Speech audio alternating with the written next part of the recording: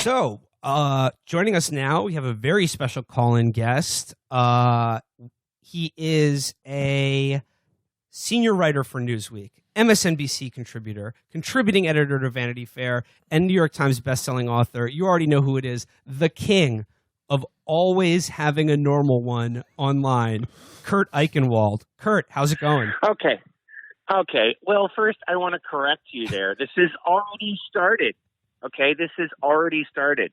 You've already started in with these right-wing narratives about who I am and what I do. First of all, I am a senior contributor to Vanity Fair. I am a senior writer at Newsweek, and I am a contributing contributor at MSNBC and a New York Times best-selling author. So you can correct that record right there, and then we can proceed. These tricks aren't going to work. Okay.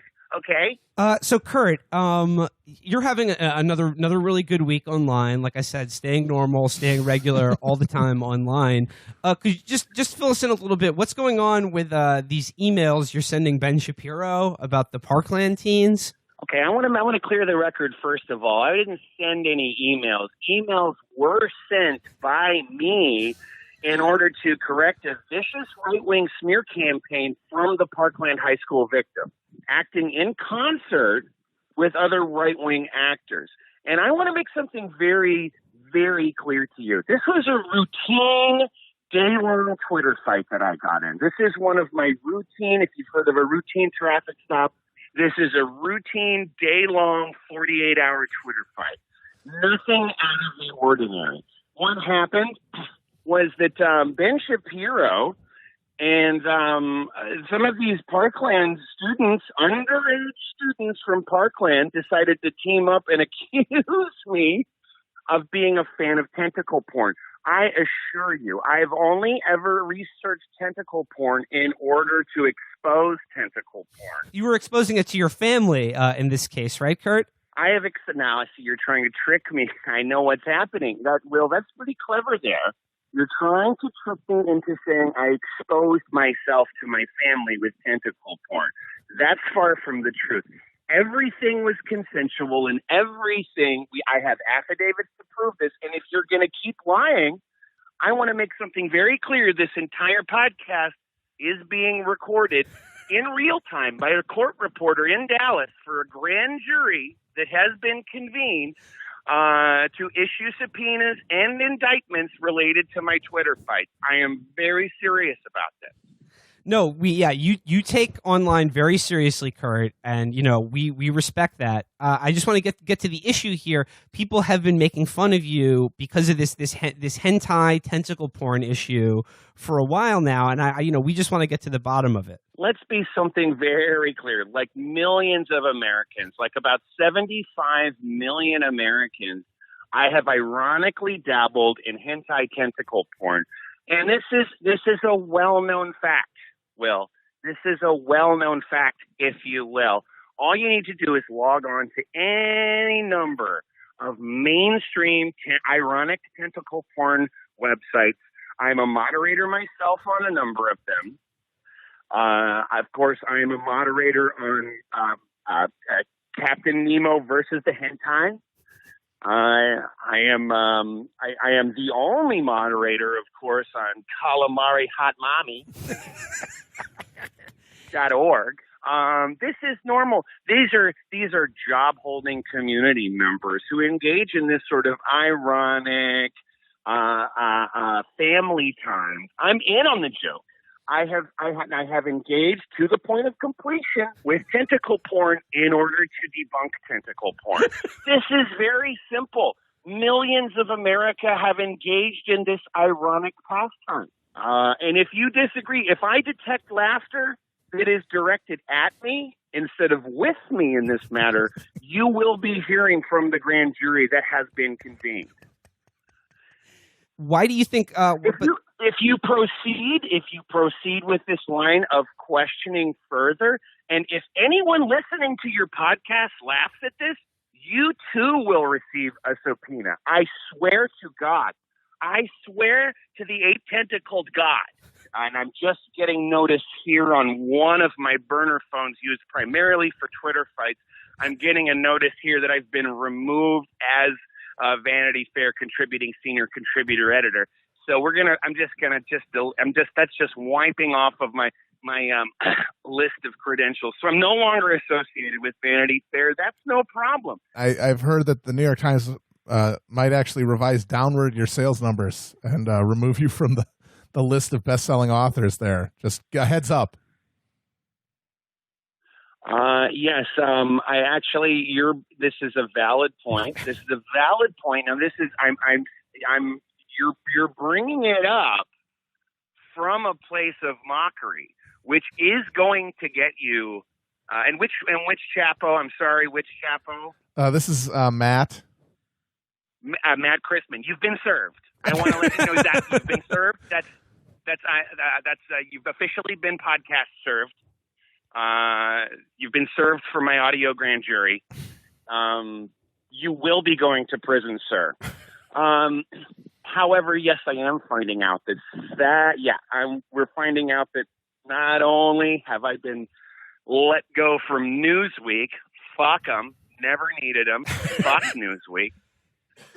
And we're also saying now MSNBC has let me go from 4 out of 5 of their letters, so I am now merely an S contributor. Did you become a moderator on this site as part of your research for an article, or is this just more irony? Just for a simple example, I want to just pull it up here for you. I'm going to Firefox. I'm just going to some of the open tabs that I just have, just some simple open tabs that any American writer might have on their Firefox browser on the laptop. Here's just simple. I'm just scrolling through my tabs. Bernie would have started Stalinist concentration camps. That's just something I'm working on. Bernie, screaming about Bernie, and it's a tentacle. Here, this is a good one. This is a perfect one. This is Calamari Hot Mama, and I'm logged in, and I'm just going to bring up just the first page, just a simple first page, just to debunk this hentai phobia that you are trying to inflict on the ironic community. And I'm just going to put a very simple hentai. Oh, God. And there is some ironic stimulation.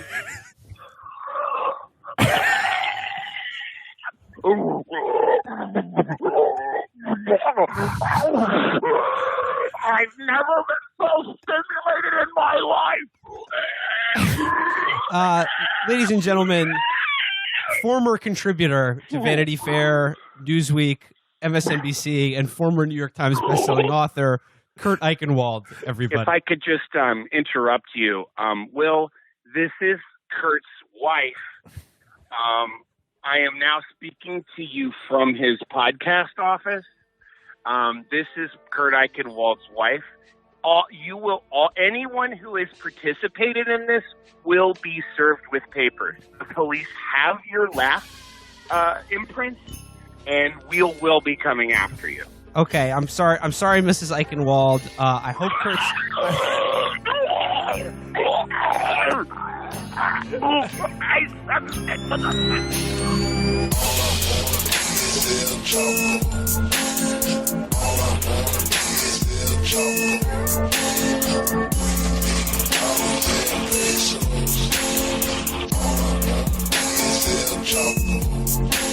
And we are back. Thanks again to Kurt Eichenwald, master of being regular and normal online, for calling in and letting us know how normal he is. That guy is only ever having a good one. It's amazing. He broke Richard Nixon's record for the most consecutive days having a very good day. Always good to hear from movers and shakers in the media. I'm actually laughing right now, Henry. I'm just coming back from the gym. There were Jews there. It was fine. Something about Richard Nixon getting epilepsy by accident. I don't know. He would love if he'd ever heard of hentai, he would have loved it. That's why he opened up China, is because the Japanese wouldn't show him hentai. He's like, This is statecraft. Bob, they've got this thing over there. It's sex with tentacles. That's the goddamnedest thing I've ever seen. I've been fighting against these people my entire life. They won't just show me the tentacles.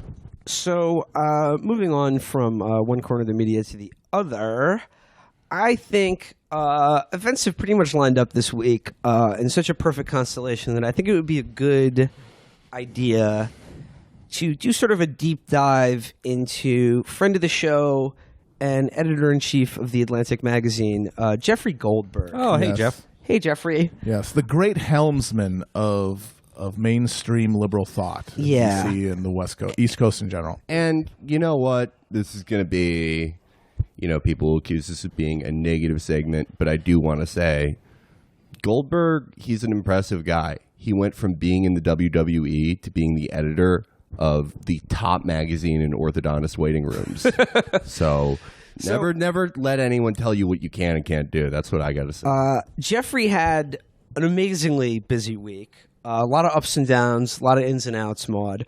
But I want to begin with his interview with the new Saudi Crown Prince, Mohammed bin Salman. Another friend of the show. Yeah. Now, you'll remember when we covered Thomas Friedman's sit-down throat job with the Crown Prince in the pages of the New York Times. I think Jeffrey Goldberg has topped, if you'll allow me to use that phrase, even Thomas Friedman in just how sloppy he can get to this beautiful new prince. Our precious boy. Goldberg and MBS, talk about big boy season. If only Kevin was there, that is... That's probably why they got Kevin fired, is because they're like, no, too many big boys in one place. We will get to this Kevin saga in a moment. I did because it see is very epic. I did see a picture of MBS in his jeans, and he is a large Oh, really? lad. He's thick. He's like 6'5", and he's thick. He's thick He rocks AF. those size 50 Levi's, Yeah. right, Kevin? Yes. He the other thing about that picture, it was probably the most disastrous part of the Saudi PR push, the MBS hairline reveal. Not great. Oh my Not God. great. But look, my hairline, it's receding a little bit. It's going to be fine. I'm doing natural holistic treatments. It's going to be back down to where it's supposed to be, right in the middle of my eyebrows. But Kevin D. Williamson, Mohammed bin Salman, which is the, Kevin D. Williamson is the anglicized version of Mohammed bin Salman. That's why I got it mixed up. His hairline looks like chicken wire. It's incredible. His hairline looks like you need to take a hacksaw to it and go over the top. Felix, as you discovered, your hairline is currently just thin enough to not be able to do cornrows for comedy gags and spoofs. Yeah, so, to all the people who say, like, oh, you'll never know what it's like to have, like, ALS or something. Actually, I do. I can't get cornrows because my hair is too thin now. But this is why we're going to do a GoFundMe for hair plugs so that Felix can do cultural appropriation. We weren't getting cornrows just to have me have cornrows. It was for a video about how it's cool to have cornrows. Yeah. But no, I want to get hair plugs that are permanently cornrows, just implanted in my skull.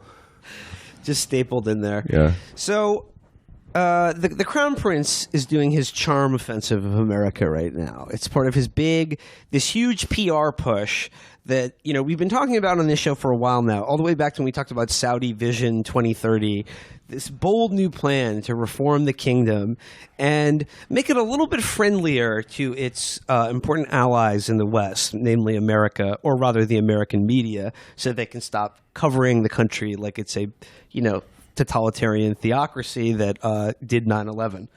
They have a bad doing image. a genocide right now. Yeah, and are also doing a genocide right now. They put out an entire magazine in supermarket shelves across the country, right? That was amazing. That National Enquirer, I think, published it. Yeah, it was $15. And somebody took a picture of it. I think it was in Nebraska or something. Can you imagine some fucking corn husker? He's got his Mountain Dew and his mega-sized Doritos, and he's waiting for the checkout. Yeah, and we know Trump country. And he sees this picture. He sees this thing like, wow, this guy looks like he's really going to reform the Middle East. I better take a look. I wish I could bet you money on how many Trump idiots bought it. I bet it's no less than 2,000 people. Oh, yeah. Because think about it. 2,000, I would think say. about how many that people, sounds about right. Think about how many people shot their Keurigs or just did whatever idiotic thing, like went into Starbucks and said their name was the Constitution. they probably saw that and was like, "Oh, he's nice to Trump." Yeah, Like he's him. the guy who's going to get rid of all the terrorists because he put Trump's fat face on the side of a building. I think what's important, though, in addition to doing a circular at every supermarket in America, the real goal here for MBS, the go-to guy is Jeffrey Goldberg. If you want He's the plug. if he's the plug, he is the plug to like one of the most prestigious flagships of the liberal media, and is also a committed partisan to the whatever the Israeli government does or thinks. Yes. So Dining partner So Barack the idea that we now want to reform Saudi Arabia and its leaders is very important at a time in which the United States and particularly Israel have to toe the line on this rotten country because we all have the same enemies in the Middle East. And Jeffrey Goldberg is perhaps one of the most reliable conduits for that particular line of thinking, be it from the American or Israeli intelligence communities. This is what this guy exists to do. It's why he's the editor-in-chief of The Atlantic, which I think we'll get into later. So let's begin in this interview here. The headline is, Saudi Crown Prince, Iran's Supreme Leader makes Hitler look good. Damn. You Make Hitler Look Good is the B-side to You Give Love a Bad Name. Wasn't as well received. The interview begins. This much, at least, can be said for Mohammed bin Salman, the putatively reformist crown prince of Saudi Arabia. He has made all the right enemies.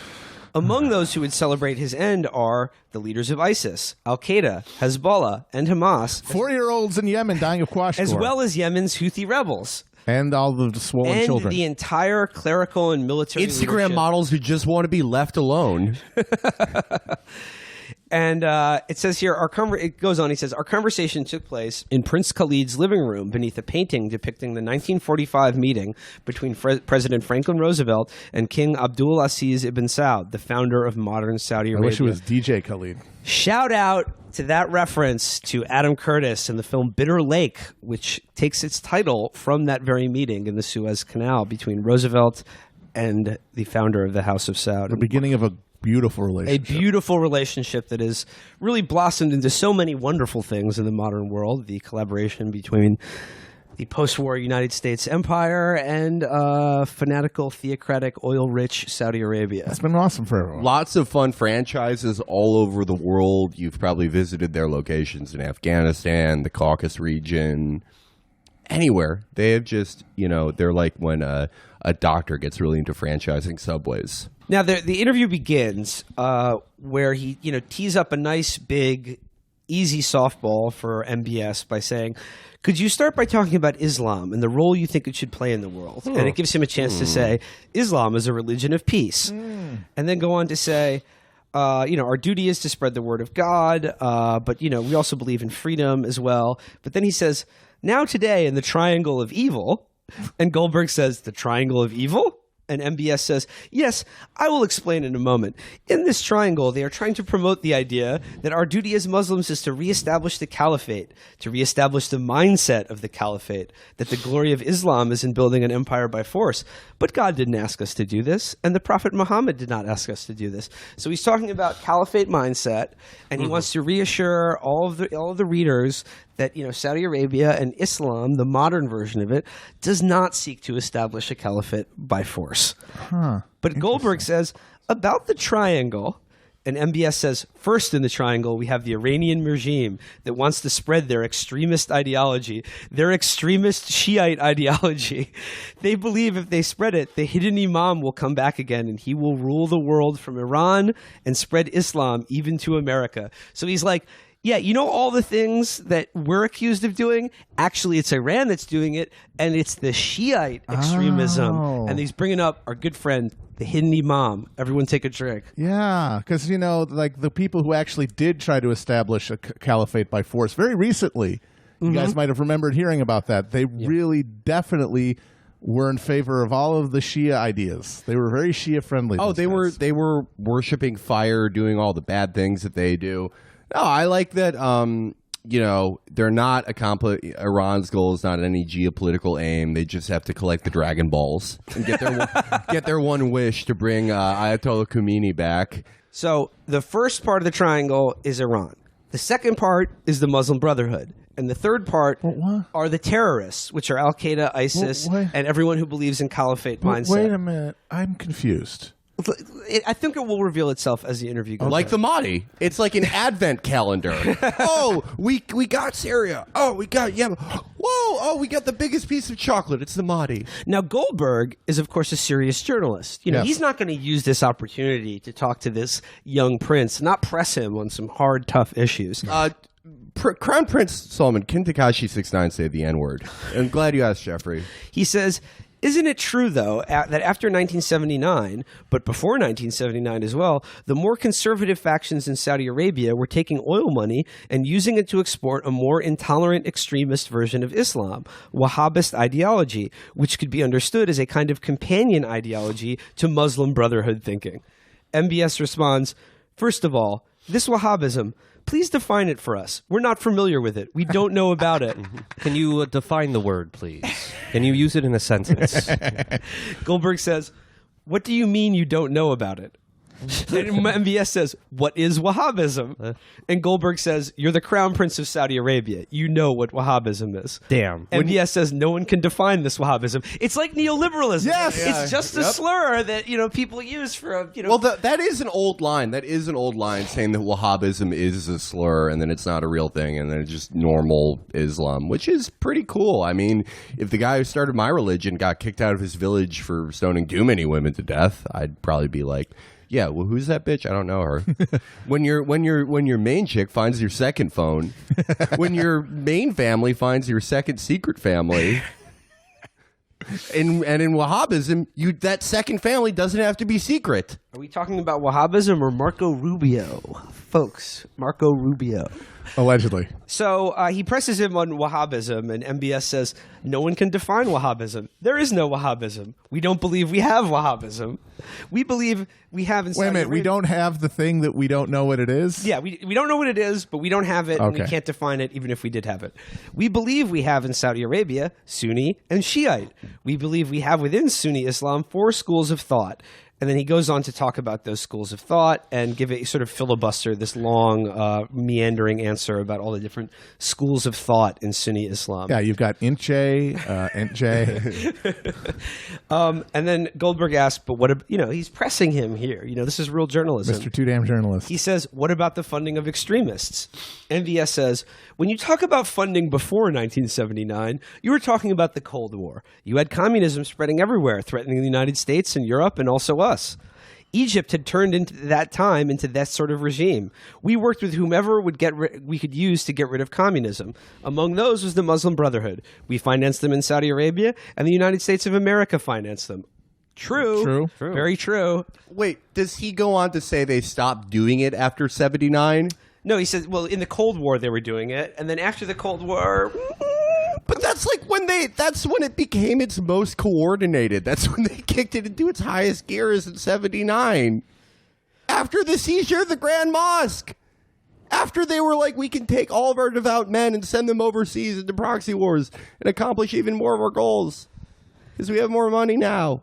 That was Holy shit. That was the Cold War when we had to defeat communism. As IBS tells you, the America funded the Muslim Brotherhood too.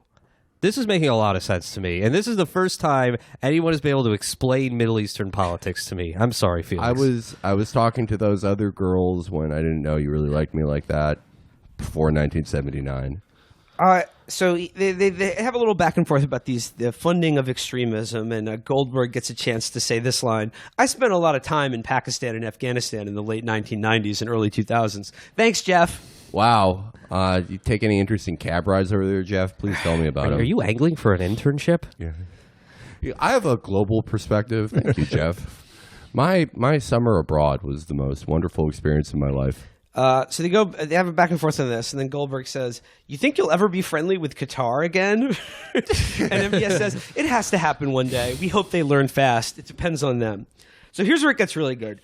Goldberg says, and this is it gets to the heart of what Goldberg really believes in and wants to get out of this interview. He says, you speak extraordinarily bluntly about Iran and its ideology. You've even equated the supreme leader to Hitler. What makes him a Hitler? Hitler is the worst thing you can be. Oh, man, you don't want a Hitler, dude. IBS says, I believe the Iranian supreme leader makes Hitler look good. Goldberg, really? Hitler didn't want to do what the supreme leader is trying to do. Hitler tried to conquer Europe. This is bad. Goldberg just says, yes, very bad. But think about that fucking follow-up. But what does he say that he says Hitler tried to conquer Europe, but what Iran is trying to do is worse than that. But what very does bad. he say that Iran is trying to do that's worse than... He doesn't say. They want to make the caliphate. Oh, no, he does. Yeah. He does in the say. Triangle. Remember the triangle theory? Oh, right. Yeah, that's why Phil Jackson is head of the Iran new is running the caliphate. triangle off. No, he does say. Goldberg says, yes, very bad. And MBS says, but the supreme leader is trying to conquer the world. What? He's trying to conquer the world. He's doing a pretty shitty job of it. He believes he owns the world. They are both evil guys. He is the Hitler of the Middle East. In the 1920s and 30s, no one saw Hitler as a danger. Only a few people, including his family, who received him warmly and had close relations with the Adolf Hitler. They have heirlooms that Hitler gave them, or that they bought. But wait, so Khomeini's trying to take over the world? Khomeini's dead. Khomeini, I'm sorry. Khomeini. Yeah. The supreme leader of Iran. I just woke up. They should have more than two letters differentiating their names. Oh, yeah, absolutely. Well, that's what makes him worse than Hitler. Yeah. Well, actually, that's how you know he was as bad as Hitler, because there was Hitler and Himmler, and they did that to confuse people. It was like rabbit season and duck season. Maybe Khomeini isn't really dead. Maybe I'm right about that Dragon Ball plot, that they're going to bring him back to life when they collect the Mahdi balls. So Iran is trying to take over the world, and we have to stop them before they do, just like Hitler. They're doing a very shitty job. Yeah. They control, 0.5% of the world. They have a military budget that's a fraction Also, of America's. it would be instructional to just look at a map of the nation of Iran and Persia over the last 1,000 years to see how many times it's expanded its border. They were really close to taking over the world during the Peloponnesian Wars. Yep. And then the first Wahhabis, the Spartans, stopped them. Hell yeah. Okay, so he says here, we want to avoid war. And Goldberg says, is the problem in your mind religious? And IBS says, as I told you, the Shiites are living normally in Saudi Arabia. We have a normal one. Having a normal one. I wake up, I make my tea, I get bulldozed and shot by internal security. Just having we a have normal no one. problem with Shiites. Like he said, they're living very normally. Yeah, in as Saudi Stalin Arabia. said, no Shiites, no problem. So he goes on. He filibusters again. Very long answer on what Obama thought about Iran versus Trump. He basically says they both believe that Iran is a problem, but they had different approaches to it. So he avoids criticizing Obama. Goldberg then asks, speaking of painful decisions, are you making the situation in Yemen worse through military actions that are causing humanitarian catastrophes? There is a lot of justified criticism of your bombing campaigns.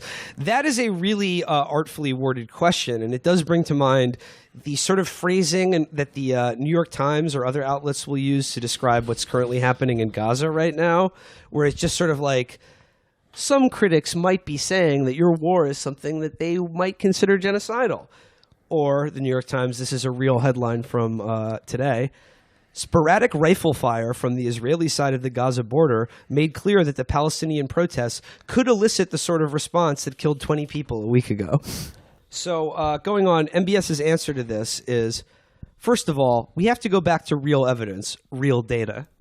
I'm not even going to read the rest of his answer MBS here. just scrolling through screens Minority Report style, and half those screens are just Instagram models, and he's throwing hearts and commenting like, I love you, you're so beautiful, come here. And then on the other side of the screen, just Google how to pretend something doesn't exist. Welcome MBS to the Vox.com masthead. And so, yeah, he lets him skate on the idea that he's murdering, that the he's entire carrying out country. a genocide in Yemen. And then, there's not much more in this interview. He gets him to say that, Israel has a right to exist and that Saudi Arabia has no problem with Jewish people either. And that prompted David Frum to say that MBS is now officially better on Judaism and Israel than Jeremy Corbyn is. Right. MBS is head of the country where if you were Jewish, you're not allowed inside it.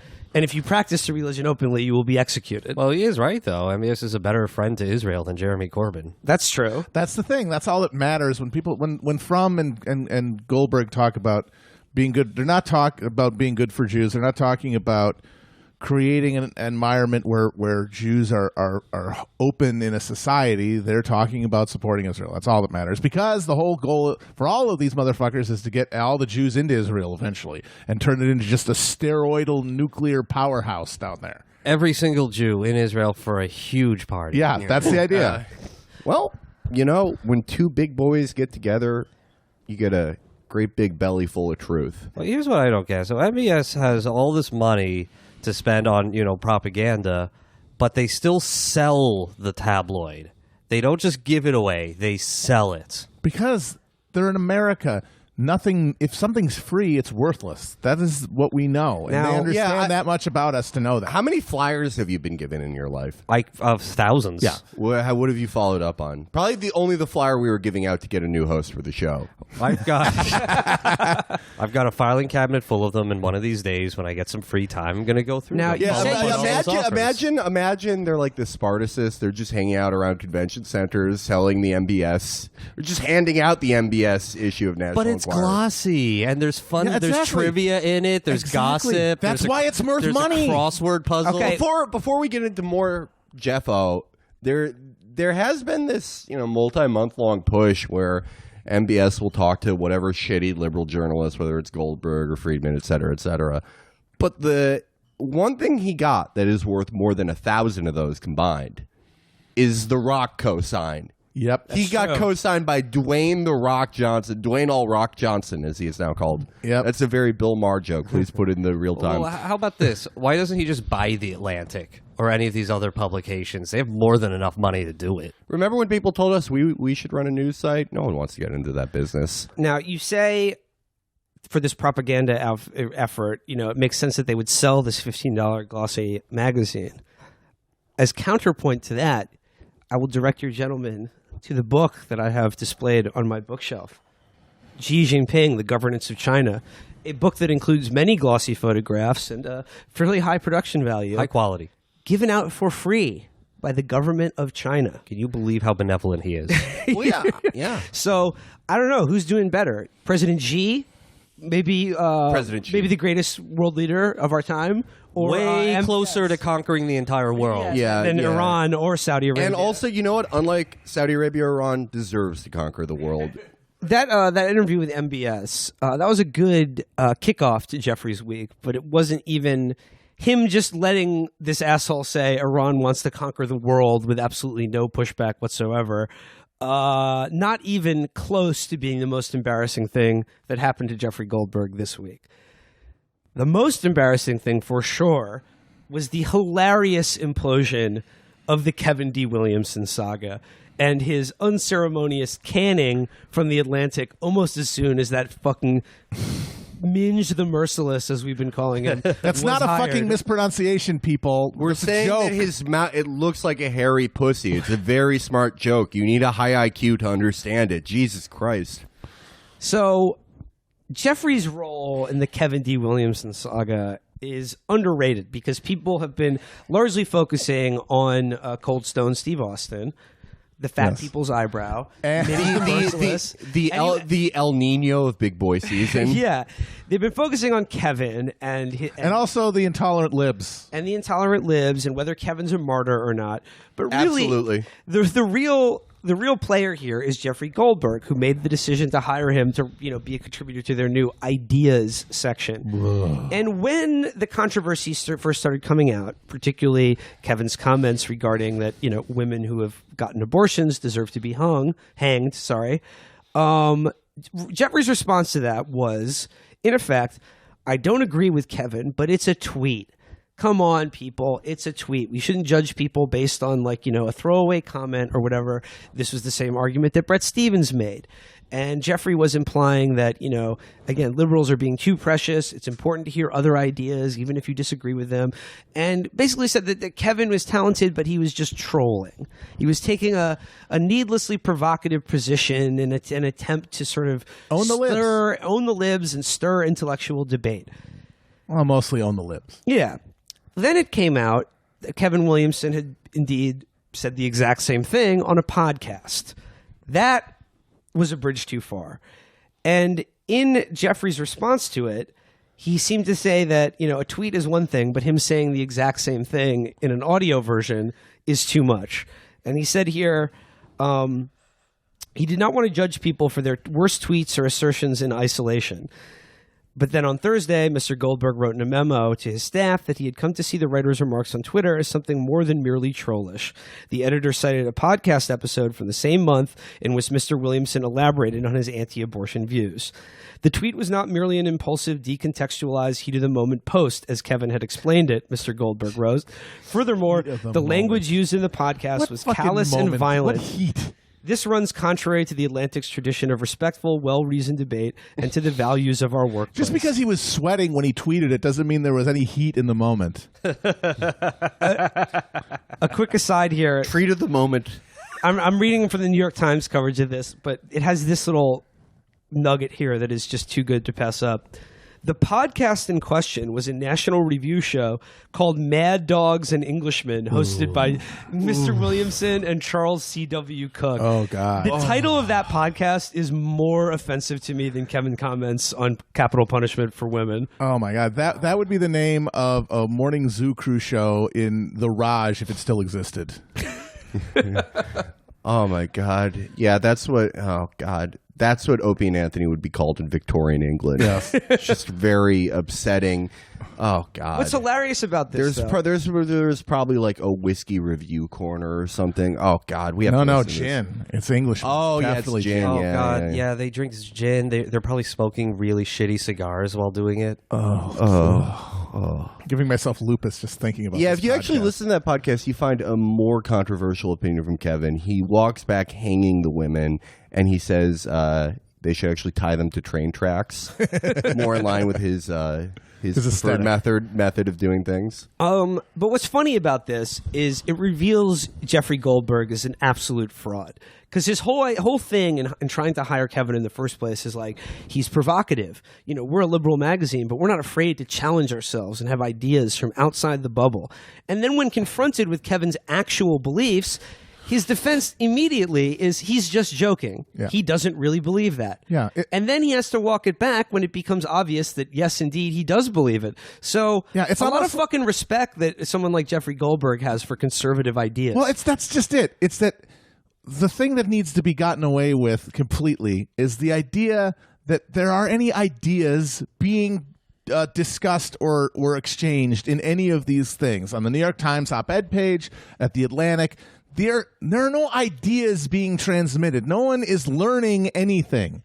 You are intentionally riling up an audience for response. It is just the clickbait model of online publication brought to the mainstream. That's all that it is. It is totally vacuous, and that's all that it exists to do. That's true, but like the other important thing particularly about what the Kevin saga tells us about the current state of the liberal media is that they are at a crisis point in their The media.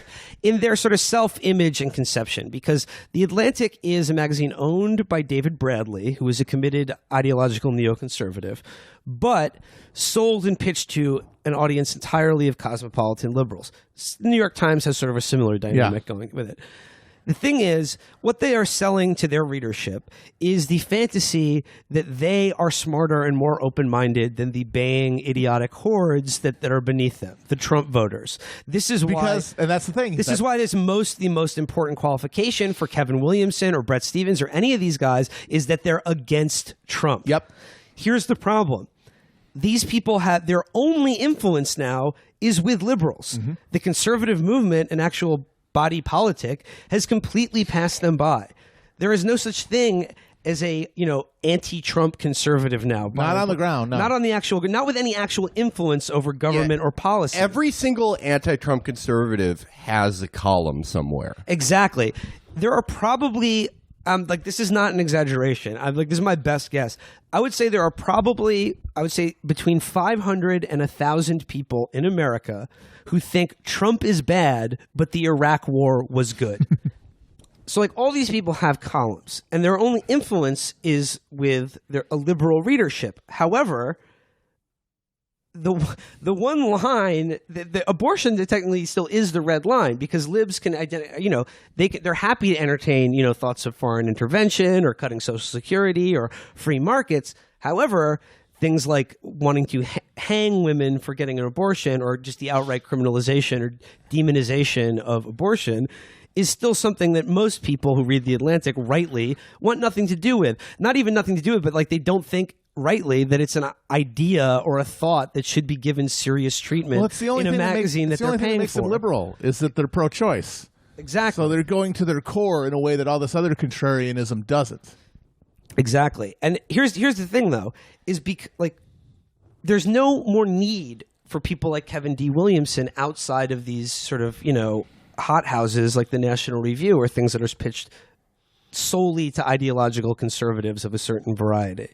Right? Mm-hmm. What the fuck use does it have for the New York Times or the Atlantic to hire these people? Just to goose their liberal readership into considering whether maybe we should criminalize abortion?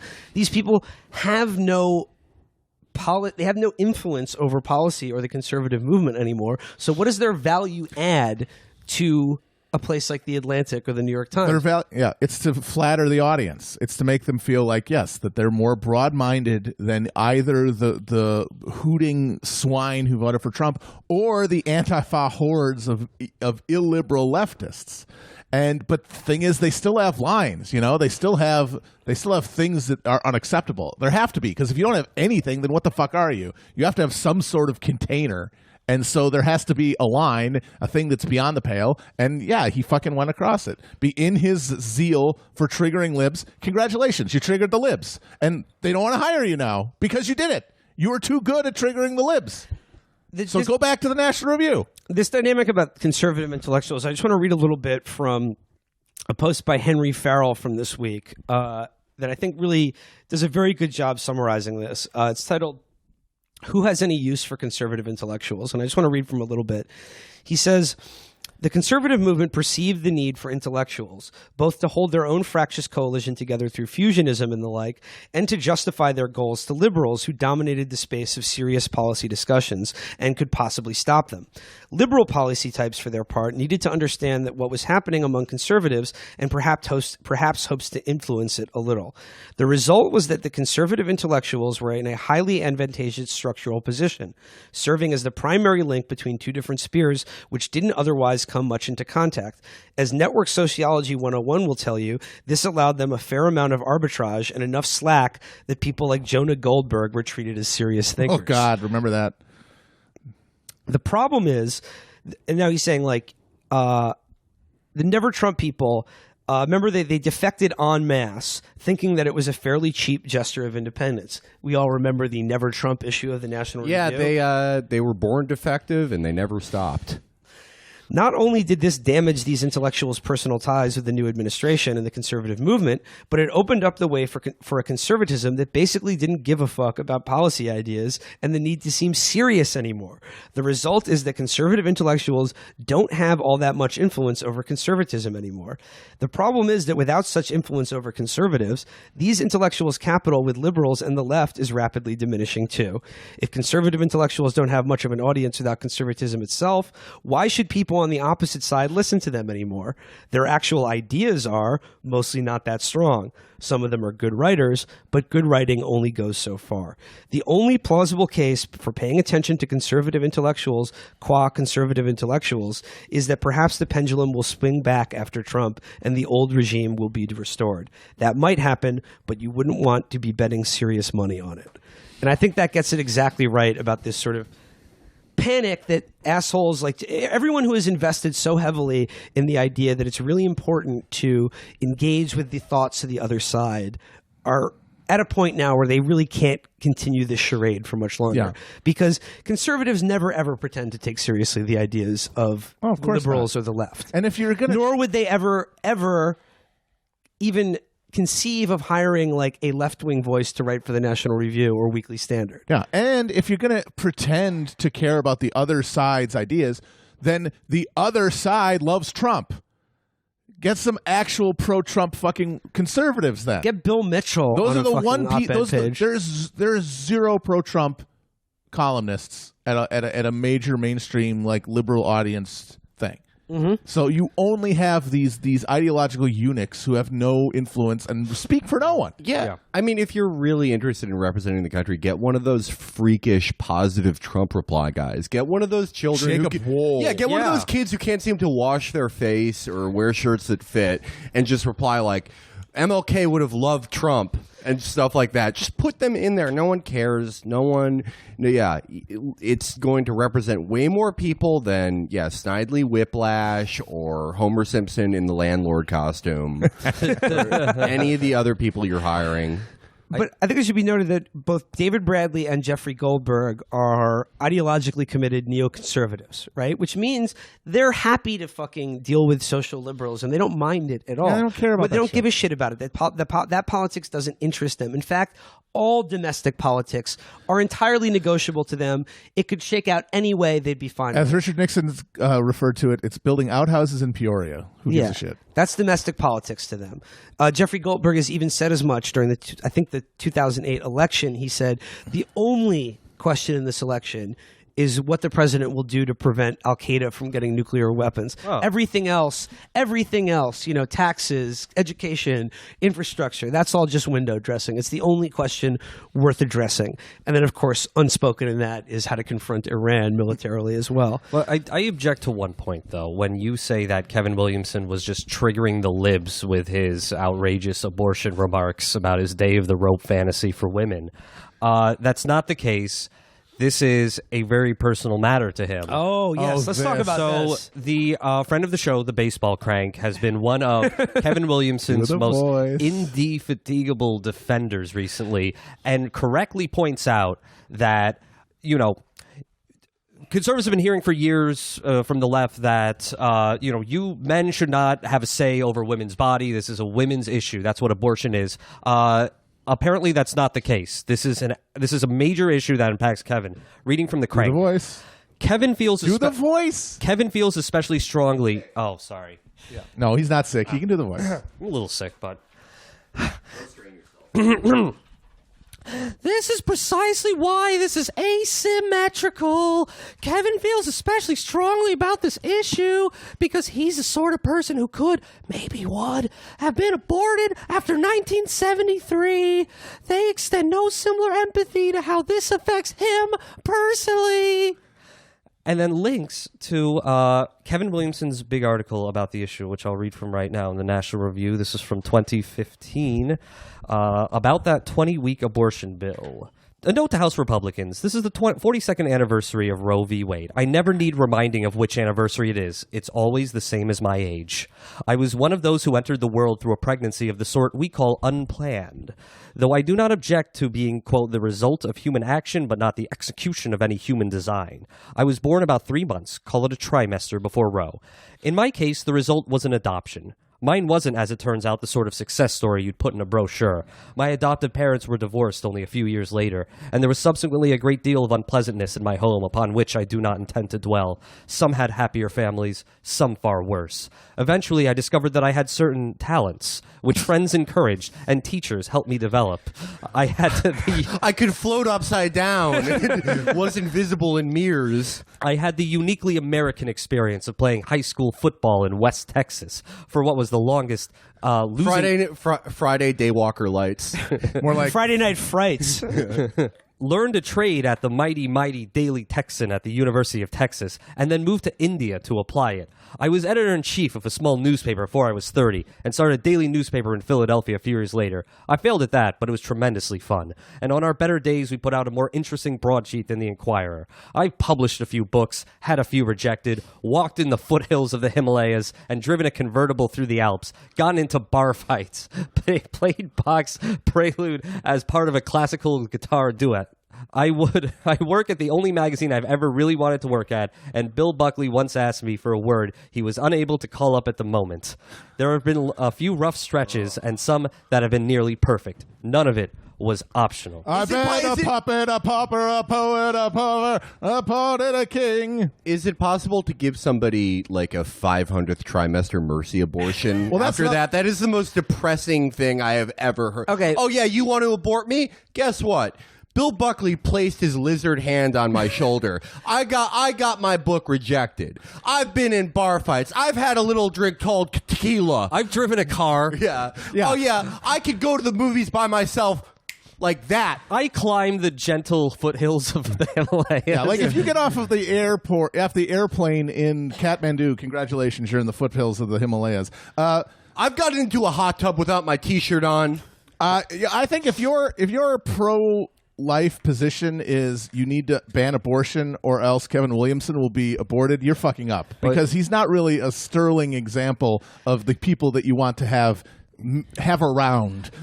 This is great. I love he takes it personally because he could have been aborted, because it's like the guys who are like, yeah, dude, don't insult the military. I actually almost signed up for the National Guard after 9/11. That could have been me. Yeah, but they act like he fucking crawled out of a dumpster behind a Planned Parenthood after they like scraped him out. Listen to this. Here's the climax of the article. People like me, we unplanned, the millions of us, now live the first part of our lives outside the protection of the laws of these United States. He's comparing himself to Dred Scott. Our lives, and very often our deaths, are instruments of the convenience of others. That was different in my case by a matter of a few months. It is impossible for me to know whether the woman who gave birth to me would have chosen abortion if there had been a more readily available alternative in 1972. I would not bet my life, neither the good nor bad parts of it, on her not choosing it. Well, Virgil, as you rightly pointed out, we're in a weird place now where genetic screening is able to tell earlier and earlier if your fetus will become a National Review columnist. And we're in danger of losing them, all of them. Ma'am, your child will be perfectly round. Two things. Ma'am, your child is already trapped in the uterine elevator. Ma'am, your child will never be able to ride the New York City subway. Two things. One, he could have been aborted before Roe. Yeah. The idea that there were no abortions before Roe, you're a fucking idiot if you think that. People were having plenty of abortions. They were just unsafe and often dangerous for the mothers. They would actually throw the baseball crank at them. That's why he's so against it. And two, anybody could have been a fucking abortion. This idea that only unwanted pregnant or only poor women or only people who go on to adopt their kids might have been. Plenty of people plenty of women have abortions who are married, who have children already. It's a choice that 30%, by some estimations, of American women have made. Any of us could have been fucking aborted. The idea that he's some fucking special case, Wait, that he's some escapee from Logan's Run. Fuck off. Are you saying we're also in the protected class of We possible are. abortion Guys, victims? Oh my God. And we are, everyone in this room, we're all survivors. Any women listening right now, I just found out I survived a near-death experience as a child. Don't want to be alone. Please protect me. Okay. I actually- help send nudes. I actually would like to talk about this from a slightly personal perspective. Matt, you mentioned, does the pro-life movement no favors to have Kevin Williamson as their spokesperson saying the thing that they all actually must never, ever actually say, which is that if abortion becomes criminalized, women will be punished with the force of Makes law, sense. if not executed, certainly put in jail, as is the case in every other country where abortion is illegal. Like El Salvador, there are women in jail for having miscarriages and shit like that. Of course. Well, in Indiana too. Yeah. We've done that Yeah. here. It's just not on the law. It's just not on the laws in that way. But we do that here. But also the idea that, like, had I been aborted, Kevin Williamson, wouldn't be here sharing my brilliant thoughts and writing with you is perhaps not the best sales pitch either. Kevin makes the point, and his defenders have done this, as Virgil pointed out. They're getting into this big debate that, like, this is personal for Kevin because, you know, he missed the cutoff by about a week. You know, now he's out for justice. He's out for justice. Okay, the pro-life movement would do better to not use Kevin as their spokesperson, but me. Because I actually come from the exact same circumstances as Kevin. I was born to a teen mom and adopted very shortly thereafter. No, I don't. I'm not saying I would prefer to be dead. Now that I have my life, I'm glad I have it.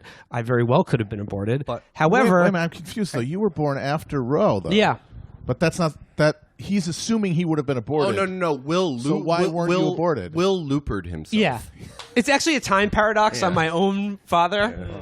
And I was actually Will's biological parents. I also Loopered. I went back and I was like, keep going. You're doing great, dog. Conceive this kid. I need this. Well, hang on. If Matt's right and anyone is a survivor of abortion, then I think we should go bigger. I think it should be Tom Hanks. And they should put these big billboards up that say, hey, America, Tom Hanks could have been aborted. Hey, you like all his movies? Now imagine they don't exist. But, I mean, like, for me, like, personally, like, I acknowledge, like, I believe abortion should be legal. I don't think I think it's a moral decision that every woman has to decide for themselves. I don't know where I would come down personally on the issue if I was ever involved in a pregnancy. However, if you ever have sex, someday we'll find out. We'll find out, hopefully, knock on wood. However, the thing we've is, been trying for years, you and me. The point is, the line between existing and not existing from the moment of conception is something that could be said about everyone.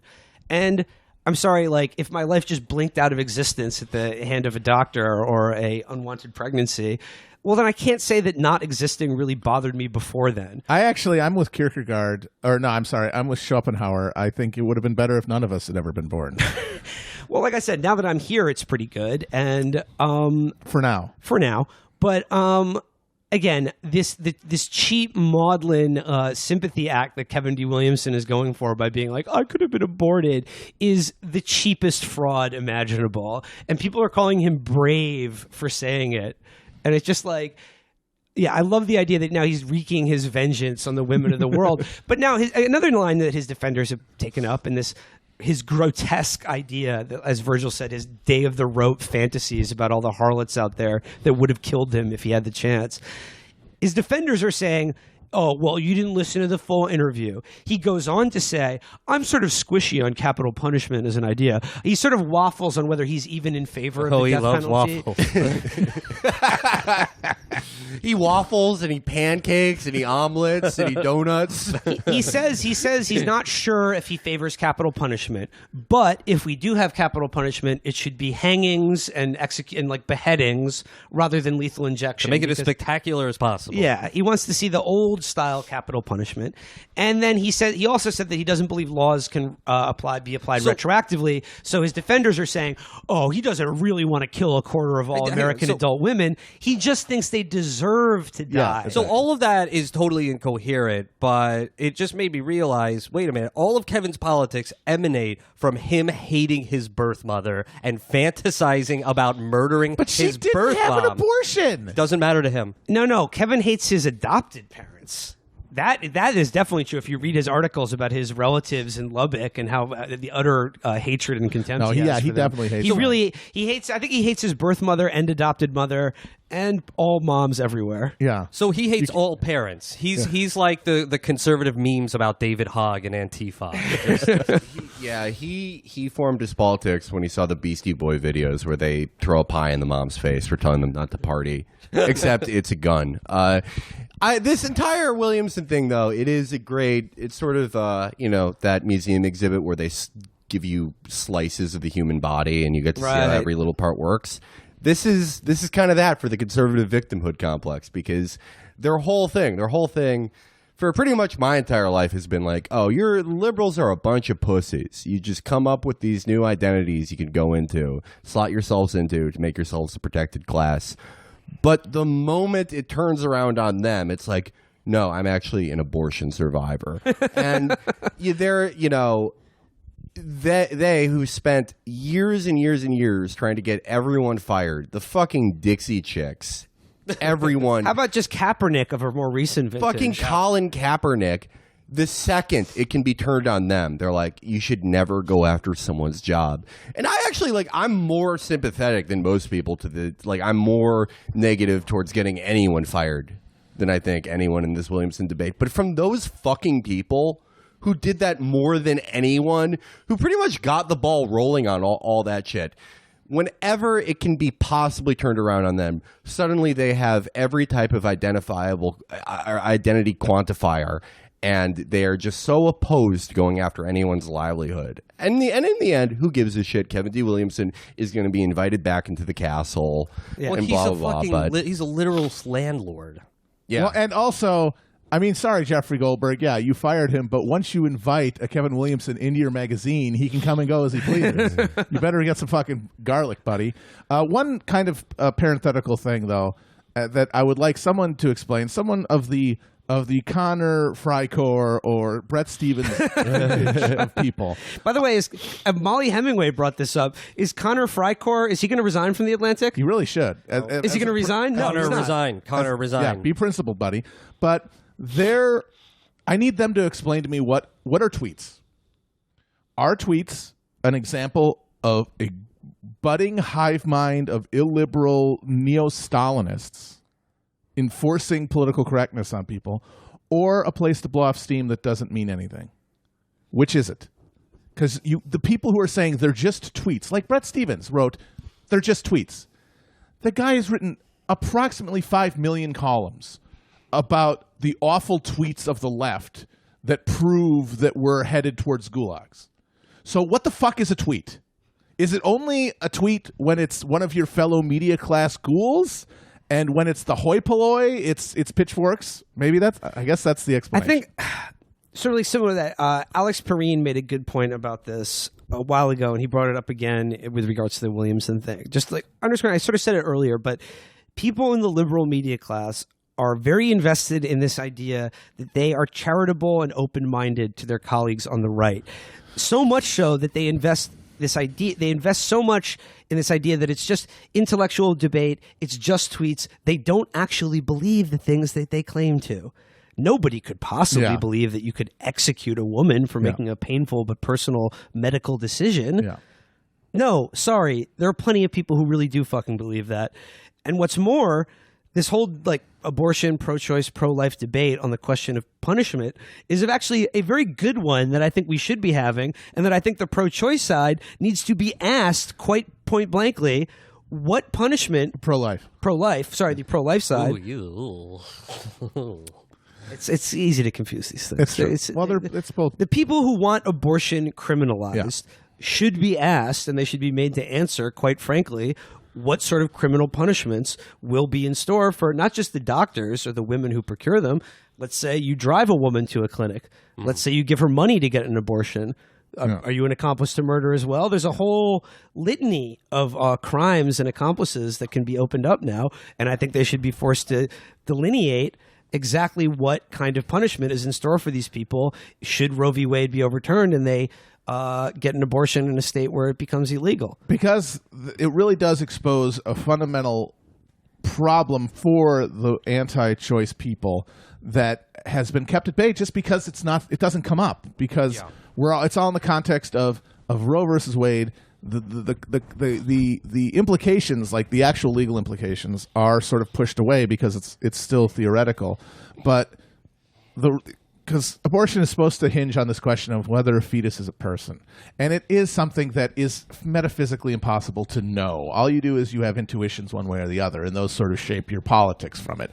But most people, intuitively, if you told them who has more rights, a human woman who like you could talk to and who has a name and a personality and memories and can speak words and has like a TV or whatever. Might be a real gamer girl. Exactly. Has a favorite book, and a dime-sized collection of cells. People will intuitively say the woman. And that understanding is, I think, what undergirds the sort of ambient pro-choice belief that people have. But it's all kind of soft because there's no real consequences to it. It's all just sort of, I guess. But when you put it in the terms of, okay, should a woman who gets an abortion be killed or thrown in jail for years, the incongruity between the life being protected and the life being either ended or basically destroyed by prison is so vast that people are able to make that, oh, okay, now I understand. I'm pro-choice. It should also be noted that even in a pro-Roe American society, and for much of human history, even religious institutions like the Catholic Church, for instance, regarded and terminating a pregnancy before what was known as the quickening as to be not abortion. Before they've seen Highlander 3. Oh, well, no. The quickening meaning like when you could feel it kick. It was called returning to menses, basically. One of the most covertly evil associations ever in America, the AMA. We can thank them for a lot of our current abortion debate framing. And What not did they have to having do with health care. They sort of push the line as terminating a pregnancy is sort of unacceptable. Or like that it's ending a human life, equivalent to killing a baby, like infanticide. AMA rocks, dude. Yeah, why our healthcare system is sort of like a cruel practical joke, a Rube Goldberg device, or why we frame abortion as like you were trying to kill Kevin D. Williamson. Thank you to the AMA. So also starting the myth that anyone just can't become a doctor. We could do it. I think we're almost out of time here, but before we go, I wanted to bring up these two quotes you asked me to source from Goldberg. Yeah, this so is a little fun. I just want one closing thought on Williamson before we go back into the Jeffrey Goldberg story. I just think what all of this proves is whether it's like the New York Times or the Atlantic or all these supposedly liberal institutions who want to challenge their liberal readership and open their ideas to critiques from outside their comfortable bubble. Forget this bullshit on the right. Write them off completely. If you really want to challenge people who are liberals, challenge them from the left. That would be useful. In a civilized liberal society, the debate should be between the liberals and the current Democratic Party and those on their left. Everyone to the right of that, they don't have ideas. They have cruelty and corruption. That's what they offer. Look who's president. Look at the movement as it actually exists, not this like fantasy parlor game that you have in your head. Write them off completely. You're not closing yourself off to like being open-minded by writing them off. It's called exercising judgment and just a bare level of morality. Yeah, and I want the pages of the Atlantic to be a sparkling debate about whether the labor aristocrats of the core capitalist countries need to be re-educated where they live or forcibly spread out throughout the rest of the world. That's the fucking debate that's worth having. That would certainly make their readers uncomfortable. Yes. If that's what they're looking to do. Way more than fucking Brett Stevens farting out another column about college students. Seriously, though, if you want interesting people in there who actually have an audience, because I guarantee you no one is clicking on these other fucking articles, get Brianna Gray, Alex Press, Shuja Hader, Ryan Cooper. There are so many people you could hire that would write interesting things that people would actually read, that would prompt the beloved parlor debate you love so much. Matt Brunig is excellent at trolling the libs. He loves to own the libs. He loves to own the libs. Let's get him on there, But again, fucking put Jason Uhuru in there. No, seriously, I'm not kidding.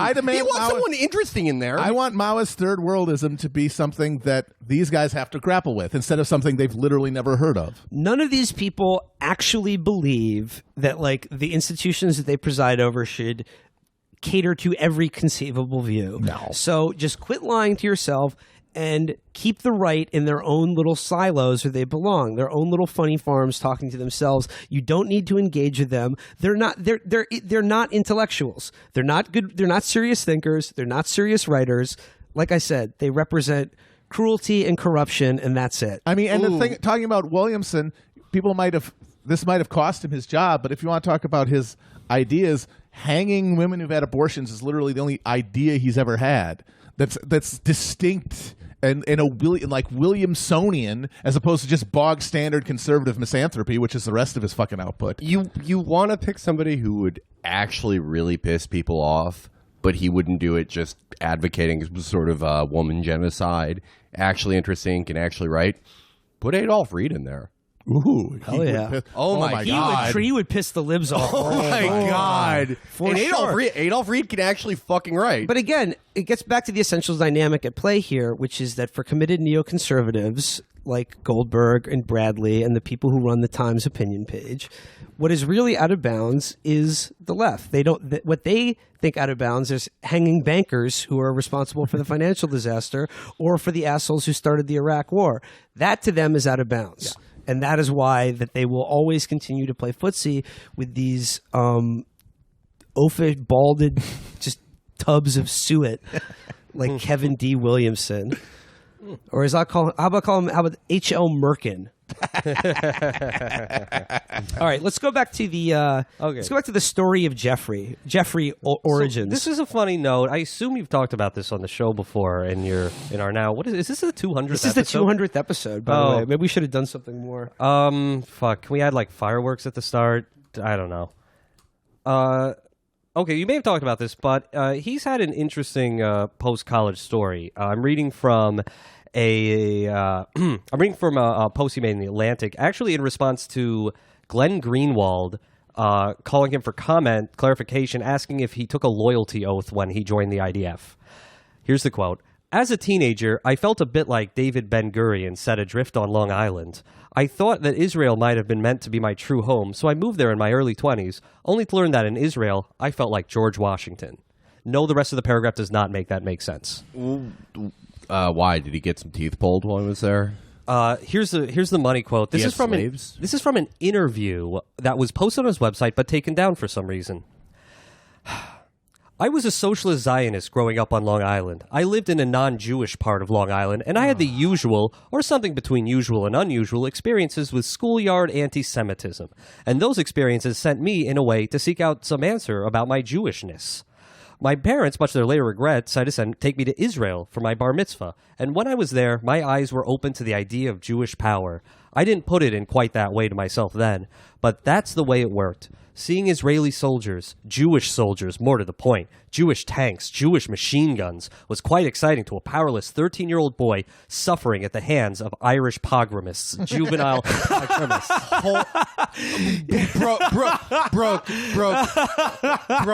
Broke. The Irish were slaves. Woke. The Irish did the Holocaust. That is very edifying, though, because it hits at a very, very Western pathology. Politics are not the execution of power and opposing forces and the division of resources. It's personal discovery.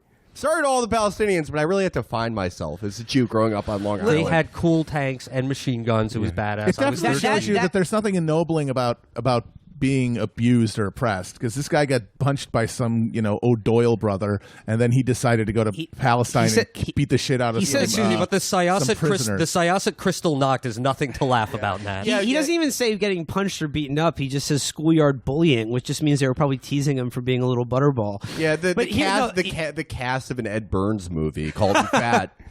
Here's what is so telling about that quote about like just being around Jewish tanks and Jewish soldiers. This little pussy had to fucking travel to a foreign country and then be ensconced in what he regarded as his own personal military state to feel any shred of self-confidence. But not just even be safe that way. Then he had to assert himself on prisoners, on unarmed, shackled prisoners. This is what he says. Oh yeah, abusing. This is Zionist eat, pray, love, but with Jeff's case, it's just eat, pray, love. So he goes in the early 90s. He joins the IDF. He moves to Israel and then becomes a prison guard. And here's what he says about this. It was hopelessly exotic for me. I mean, I'm from the South Shore of Long Island. And then, all of a sudden, I'm in the Negev Desert by the Egyptian border as a prison guard in what's probably the largest prison in the Middle East. Record scratch. Guarding the future leaders of Palestine. It was pretty exciting. You're probably wondering how I got here. Yeah, welcome to hot, dry American summer. So, yeah, no, he felt, like I said, he was a fat kid from America, was probably a nerd, probably never got laid, probably felt inadequate, and he had to join another country's colonial military force to feel good about himself. This is like when McLovin hung out with the cops. This is wonderful. This is an enriching journey of self-discovery. If Jeff Goldberg had been born 40 years later, he would have been that college-age woman who tried to crowdfund her second birthright trip. Oh man, that is deep Twitter lore. Now, it should be noted that in 2012, he tried to walk back what he wrote in his own book about being a prison guard. And he says here in an interview about it, he says, the actual title of my position was prison counselor, believe it or not, which meant I saw after I got to go to the big counselor's dance. He goes, the proper translation is prison counselor. He goes, I saw after He snuck across the lake to the women's prison and woman counselors. Yeah. He goes, I know a lot of you Palestinians think you might have a state one day, but I'm here to tell you, it just doesn't matter. It just doesn't matter. Joke's on you, critics. The actual Hebrew translation of my job title was prison virgin. So, all of this just leading up to, of course, Jeffrey was a... Put your hand in my pocket. Your land is mine now. Jeffrey, of course, then went on to become a huge booster for the war in Iraq, saying in October of 2002, in 5 years, I believe the coming invasion of Iraq will be remembered as an act of profound morality. Nailed it.